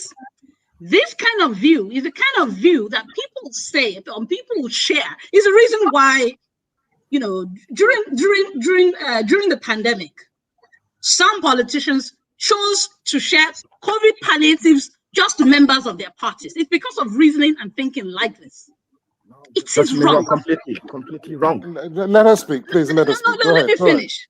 So to suggest that because the Southeast didn't vote for him or the Southwest didn't vote for him and Northern Nigeria, our constitution says that anybody who's going to emerge the president of Nigeria needs to get 2/3 from all the states. Exactly. So which means, and if we even set that point aside, once someone's let me use a very UK example, which people may not be able to relate to, very well, but I'll use it anyway. I did not vote for Brexit. I'm a Remainer. Are you seriously suggesting to me that Boris Johnson will come on TV and then say, because the Remainers did not do this, certain policies are going to be made for Brexiters. It's that view. I'm very sorry, it's not the kind of view that people should be making. So I needed to make that point. Yeah, go ahead. Get to the point. The point I'm saying now is about whether you are for Odua Republic. Let's go to that. So now going back to Odua Republic, one of the things I find particularly interesting is that agitators sometimes get lucky. So in 2019, I think it was 2019. If you don't know this, go and check it. I'm sure you'll find links online. So Sunday Igboho organized what he called an independence rally. There was supposed to be like demonstrations, I think in Ibadan and other places in Oyo State. People didn't show up. In fact, people didn't show up. They didn't show up, and he got upset so much. So you know how he talks. He came out and said all kinds of things. This was in 2019. But the moment that the kidnappings took a different dimension, where people were being abducted from their farms, people, Ogun State in southwest Nigeria is one of the worst hit. Where places you're from like Ogun State. I am from Ogun State, so I follow the news there all the time. So, right now there are parts of Abeokuta where you couldn't drive, someone's gonna kidnap you. There are parts of social media news, or which news? Social media. You're talking about Yewa. I'm not sure about Abeokuta. You're talking about Yewa. Yewa. Well, Abeokuta is Obafemi Awode area. There are and Odeda area. There are parts in those places. What do you mean social media, Mr. Salisu? Okay. Anyway, so let me go back to that thing. Yeah, I want you to address the question though. Answer the question, please. Personally, social media news, yeah. No. So me personally, I am Team One Nigeria. In fact, my nickname is Niger Babe. People who know me across social media, I use the nickname Niger Babe. I am for One Nigeria.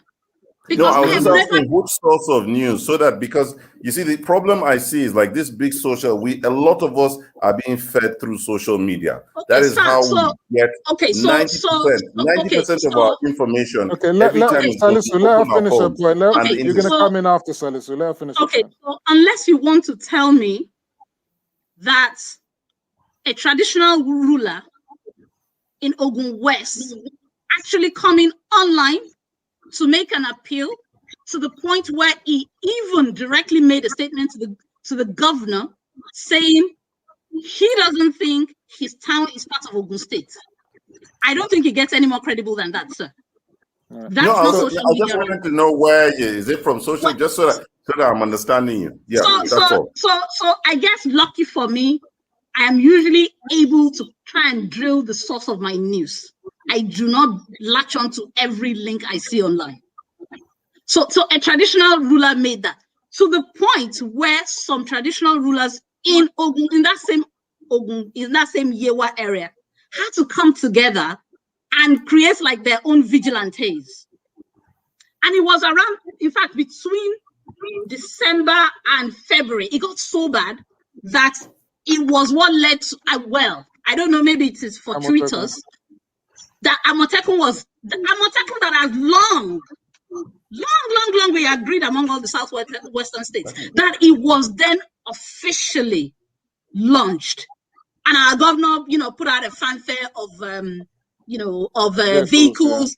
Yeah. In fact, they even made a show of putting Professor Wole Soyinka in a regalia and blah blah blah, just to show us that something is being done.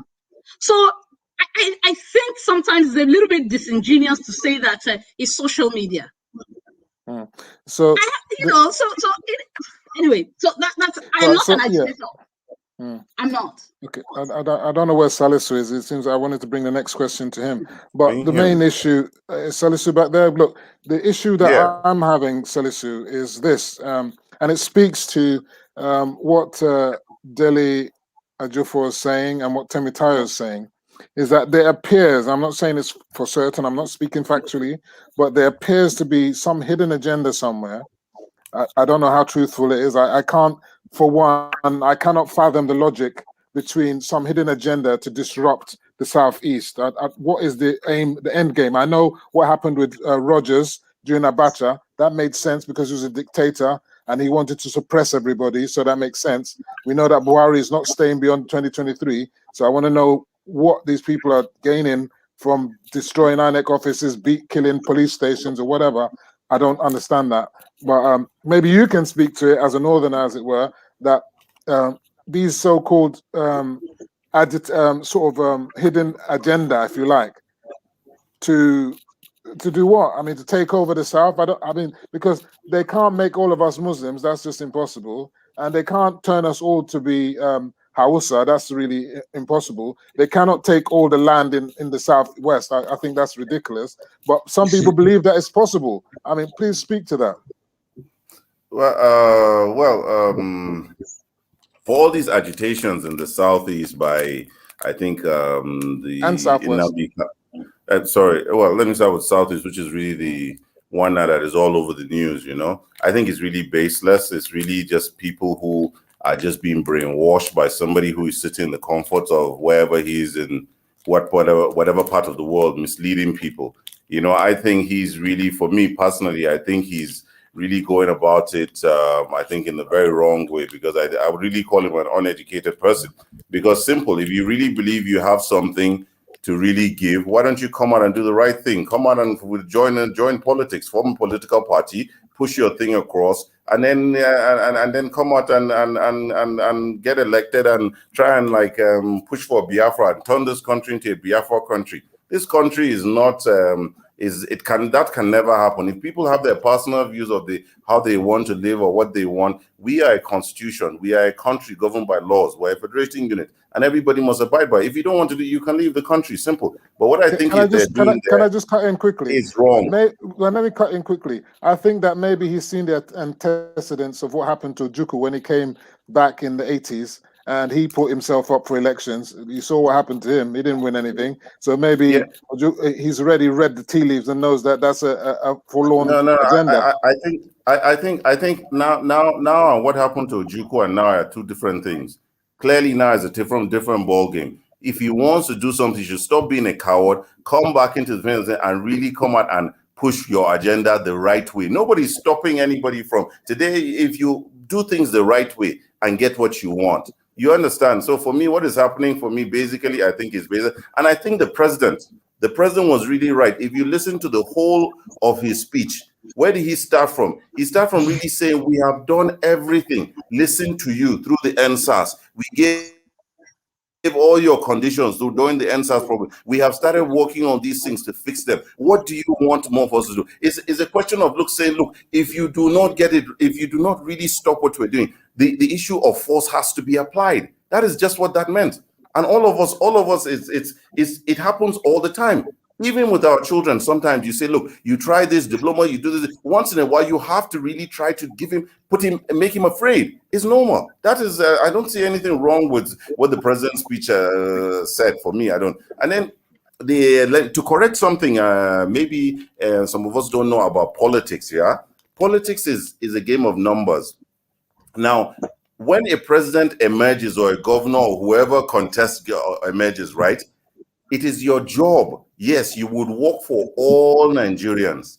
But when it comes to the issue of appointments, you have to favor those who were with you in that movement. It is only natural. That is how politics is played.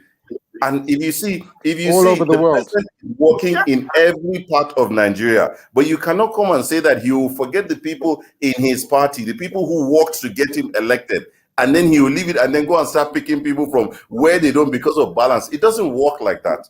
And we even have a federal character commission in place, right, which deals with all that. But I'm just trying to say that is really the way politics all over the world is like that. You see, constitutionally, he's supposed to work for all Nigeria, but not that. You expect anything when you did not contribute. No. Just like Fashola once said, if you know that you want to benefit, you must contribute. That is how politics is played. But in terms of constitutionally, he must work for every part of Nigeria, and he is doing that. There is no part of Nigeria today where you do not see presence of federal presence. But I think we keep forgetting something. We also have states. We have local governments. Well, local governments are inconsequential now, but we have state governors who are I call them the emperors, because they are truly the people who are the presidents of Nigeria. But we keep saying the Buhari. They are the ones that control everything and can push everything. You understand? But because things are not happening there and nobody's looking that way, we all look at the federal. That is why a lot of these things keep happening. Okay. I don't know. Everybody, I want to end the topic on the security now. Thank you all for your contribution just because of time. And I want us to go into some current affairs issues. I mean, of course, if you want to come back on anything that anybody said, please feel free to do so. I want to bring in Mr. Ojofo again to speak to this particular question, which he did mention previously, and I want to talk to him about it. And really, it's to do with the federal government has suspended Twitter in Nigeria because Twitter in itself suspended President Buhari's accounts because of that statement, which you found offensive. When he referred to the unrest in the southeast, and he talked about Femi, that's not the reason the federal government gave for suspending. They didn't say it's because of Buhari's. Let they me said speak. they are. That's not the reason. No, let's just be official. If we follow, let's follow the official thing the government put out. They didn't say because of Buhari's. They didn't say that. That's not what Lai Mohammed said. Salisu, you're not following what I've just said. I said federal government has suspended Twitter. Yeah. Twitter initially suspended the president's account, okay, following his statement, all right, on the unrest in the southeast, okay, which they deleted the tweet. They didn't suspend the account. They deleted the tweet. They deleted the tweet. Okay, so my apologies. They deleted the tweet. So to be clear, so we get the actual facts right before I get into trouble. So they deleted that tweet. It was offensive to Ojofo, as you can see here. It wasn't offensive to you, and I might say it wasn't also offensive to me. But nevertheless, there were several tweets by Nnamdi Kanu, which was quite offensive to the presidency and even to ethnics, spreading in ethnic hate around the nation. But his tweets weren't deleted. What do you say to that, Mr. Jofo? No, let me come back and I say, if we are not truthful to ourselves, then I believe this country is continuing to go down the precipice. I see a subtle bias, even from the host himself. My young brother there, Salisu Mohammed, made a very valid statement about federal character. Mohammed, I want you to maybe ask the host to give you my number privately. Let's chat as friends.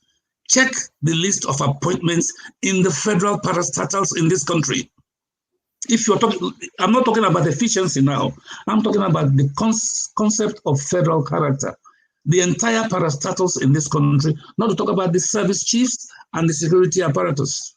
The Southwest has more. The North has less. That one I have the facts. I can bring. I would please. I will send my number. I must be living in a different. I must be living in a different country. But having said that, let me please, gentlemen, let me, Madam Temitayo and my brothers there, let me address the issue that our host inferred. The tweets. I don't give it. Nnamdi Kanu's tweets are, as far as I'm concerned, annoying to me, very annoying to me, and I've made it clear to anybody who cares to listen. He may have his grouse, but don't insult me. Let me tell you something. If Nnamdi Kanu comes on television and says that all of us living in Nigeria, including me, are fools, I feel offended. I feel insulted. And I make effort to get back to him and say, I am not a fool. If I'm a fool, your father is a fool. So let us not compare the issue. My grasp with the president's speech, which I found very convenient until he made that threat. You do not threaten your subjects. Okay, so can I land now, Mr. Host? Sorry. Go ahead. I'm giving you. You do not threaten your host because it has serious economic and political consequences on the nation to which I belong. I'm an investor. I'm an entrepreneur in Nigeria. If there's anything that would jeopardize my investment, I have the right to cry out about it. And that single statement is going to have fundamental repercussions to Nigeria. Mark my word. Nobody will come to invest in Nigeria. If I may ask, what about what they are doing, burning police stations? Yeah, Does that that's what I affect the wanted economy and I wanted to add to that. That if someone is committing, someone is committing criminal. Sorry, let me just add. You are just a minute. Sorry, Mr. Ajofo, because I just want to address this, just because you've made your point. And the point is, in many nations where there's criminality, governments always say that they're going to meet criminality with fire for fire. That's never something that they've never said. So if he said that those who are committing criminality in the Southeast will learn from the language that they understand, which is the violence that they're putting out on people themselves. Yes. They've murdered. Yes. How many policemen have been murdered? So yes. you feel so you feel that the government should speak to those who are murdering, whether they're bandits, whether they're unknown gunmen, whether they're herdsmen. You're asking two questions. Yes. I cannot tell you who the unknown gunmen are, and if I know them, they deserve to die. Hello? But wait a minute. Yeah. Mm-hmm. You said... Go ahead. Oh, is I would like to come in, Femi. I would like to come in when you okay, yeah, we'll bring Dele back, Mr. Dele back in. Hopefully, he's go on, Otumba, because you haven't spoken for a while. Yeah. So thank you very much. I hope Mr. Dele is hearing me. I can feel. We haven't cut him off. So I can feel the pain of Mr. Dele and our brothers from the Southeast. Okay. But regarding all these allegations, I just want to say a couple of things. Let me start with the speech by the president. Okay. First of all, we strongly believe that the response of the government, of the president, to the crisis in the Southeast was too polite, and I will explain why. In that speech, we waited for that speech to come long before now. We've been asking the president to speak on this issue weeks ago. When that speech finally came, it was what we expected, and I will explain. In that speech, I personally had the voice of a general who has the constitutional role to defend the unity of the country. When he reminded us about the cost of the civil war we had, he spoke nothing but the truth. Nothing but the truth. Okay? More than 1 million dead. Yes, he spoke the truth. This was a man that I could see pain in his voice trying to recount what happened during the Civil War. Okay, so he told us the truth. The last sentence in that speech, where he said, well, if people do not behave, okay, the government will have to take action. We believe that action has been too slow. And let me tell you what he exactly meant. That last sentence was not directed to a specific geographic zone. It was that the statement that we will treat them in the language they understand was directed at criminals, whether it's in the Southeast, it's in the Southwest, it's in the North. The language that criminals understand is force. Fire for fire. Yes, that is what. So it is not about he was referring to criminals wherever they are in the country, if it's the Southwest, Southeast, or whatever. As the president, we believe that he was too slow. No responsible government will sit down. Let me tell you one thing I did, Femi. Let me tell you one thing I did. Let me just say something before you say that. Why those in the Southeast may see that wasn't the case was because when he was talking about what he was talking about, he didn't mention banditry, he didn't mention kidnappers. He only specifically was talking about the Southeast. So in their eyes, he was directing it specifically to them. And he did not also mention Southeast, right? This is the overview of the speech. Well, he said the Civil War. He talked about the Civil War. We need to look at the whole speech in context, right? The full picture. Let me say something, Femi. 3 days ago, I sat down, I put it on Twitter to look at statistics of what is going on. Between April 1 and May 24, between a period of 6-7 weeks, we have had 35 attacks on police facilities in the Southeast alone. We've had 62 policemen dead. 62 policemen dead. Let me repeat myself. You can go and check the statistics. I can send you the figures. I have the list by each local government and the name of the police stations. Between April 1st and May 24th, 35 police stations attacked. I'm not talking about INEC, 62 policemen dead. How do you expect? This is why we are even angry that the president did not even act before now. Okay? The president has a duty, a constitutional duty, to maintain law and order in the country. Now he has made a speech, and it has now turned to blackmail. It has now turned to genocide. Are we serious people? Because of time. Are we serious people? Yeah, because of time. Can I come in there for a minute? Yeah, quickly, please, because of time. Go Very ahead. quickly. So, Mr. Otumba, you are right in that we've been emotional, though. My sister, we are emotional. Yes. Let us speak, please. She's entitled to be. Go ahead. I said you are correct in that we've been waiting for a very long time for the president to speak. However, you remember what I said before, in that the Nigerian state has not been honest about the history of the Nigerian Civil War. And as a result of that, believe it or not, I mean, the war has been war. The war is older than me. However, people are still feeling very, very emotional about that war. The comments that President Muhammadu Buhari made, if he had made the two statements separately, nobody's going to be up in arms like they are. But then you say something like, those of us who saw the Civil War, everybody knows that President Muhammadu Buhari, when he was a soldier, would have fought on the Nigerian side, which would have meant in his, he would have seen egos being victims.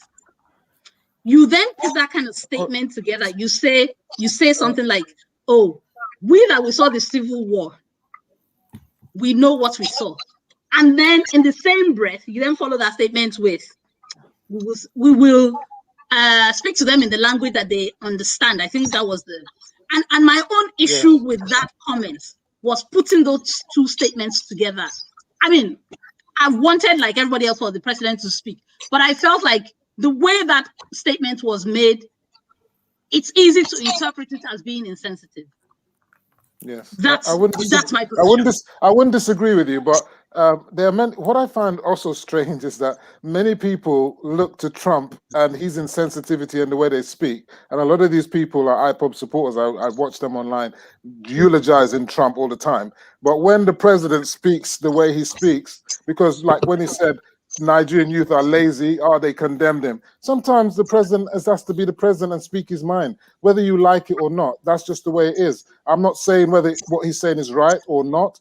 And also, I want to add also, Temitayo, of course, you've learned about the Civil War, that it wasn't just Igbos that were massacred that died. There were Nigerians that died as well. Non-Nigerians died, Nigerian soldiers, Nigerian civilians also died. So the idea that when you're talking about the Civil War, it's of course the majority of those that died were mostly Igbos, because of course the war was fought largely within the Southeast and the South. So that was an inevitability in that.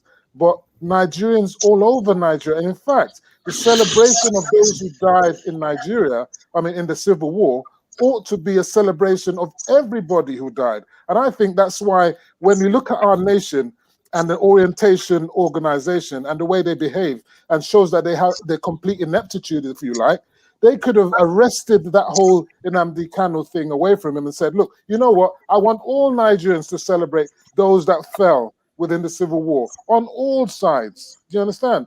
That would have taken the wind out of their sails. But instead of that, you want to be challenging and competing and all this kind of stuff. So this is some narrative that we want to think about. But I want to move the next question to Salisu.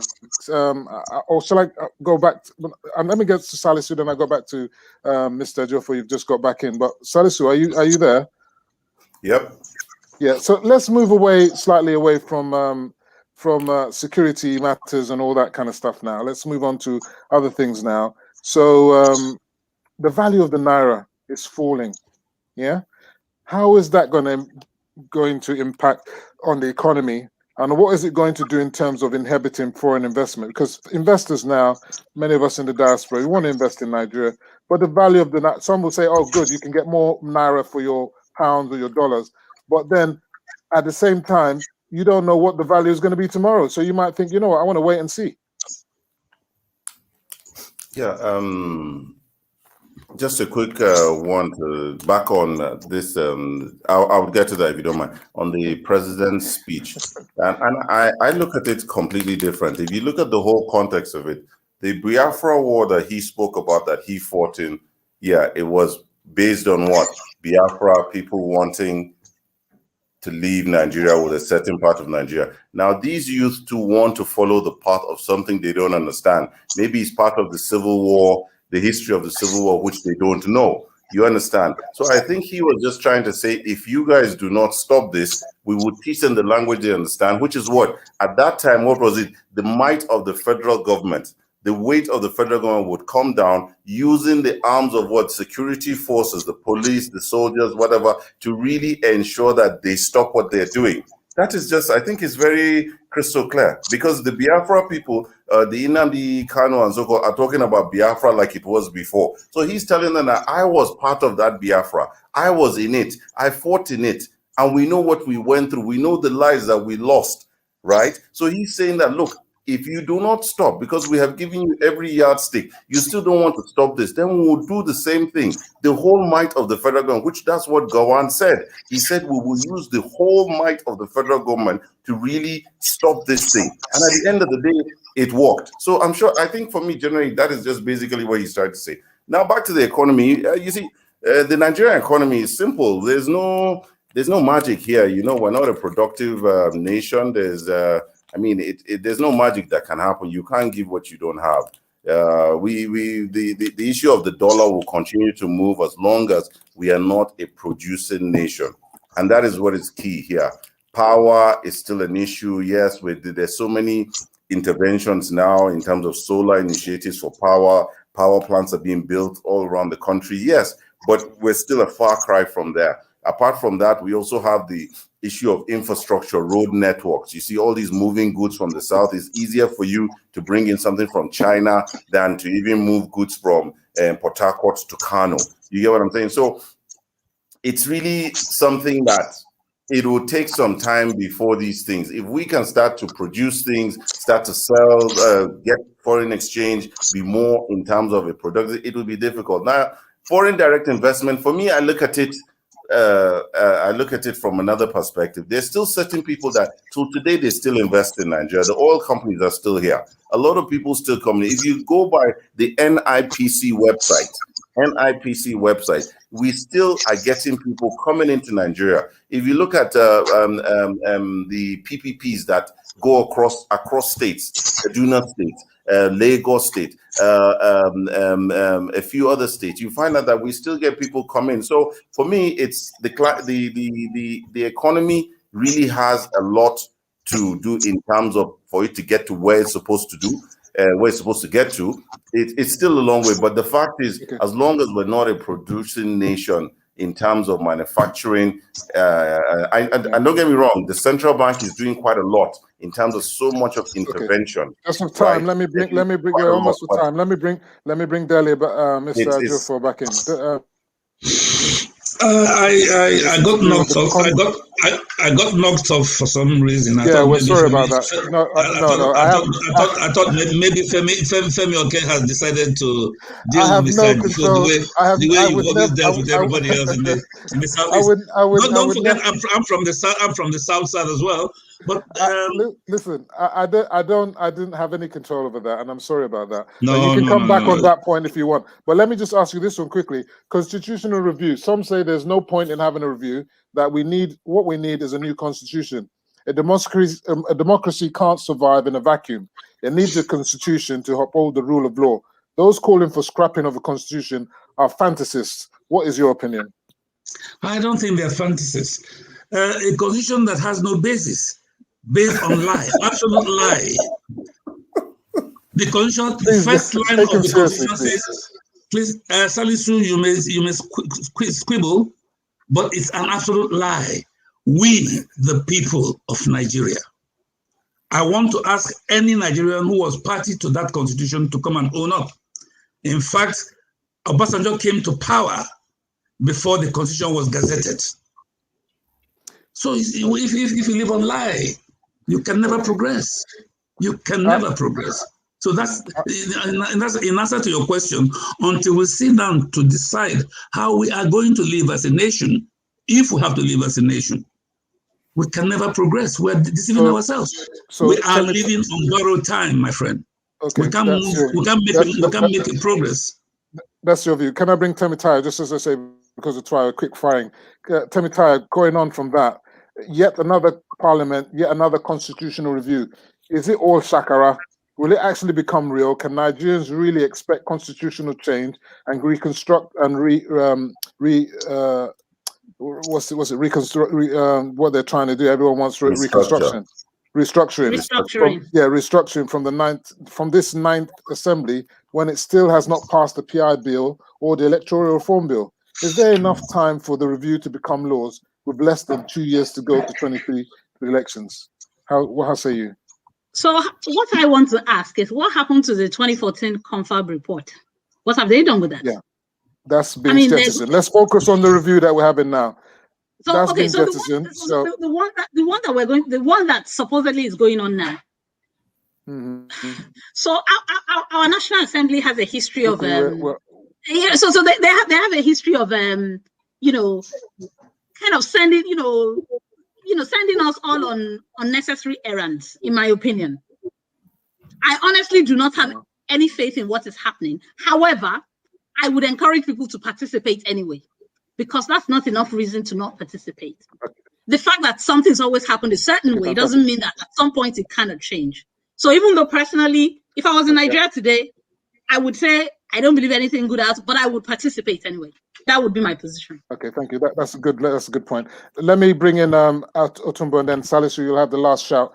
APC came in 2015 on a manifesto promise of restructuring the constitution. 6 years down the line, no such reconstruction has taken place. The National Assembly and the House of Assembly passed, if they pass the review into law, this constitutional law, can we expect President Buhari to extend the law before the end of his tenure? What say you?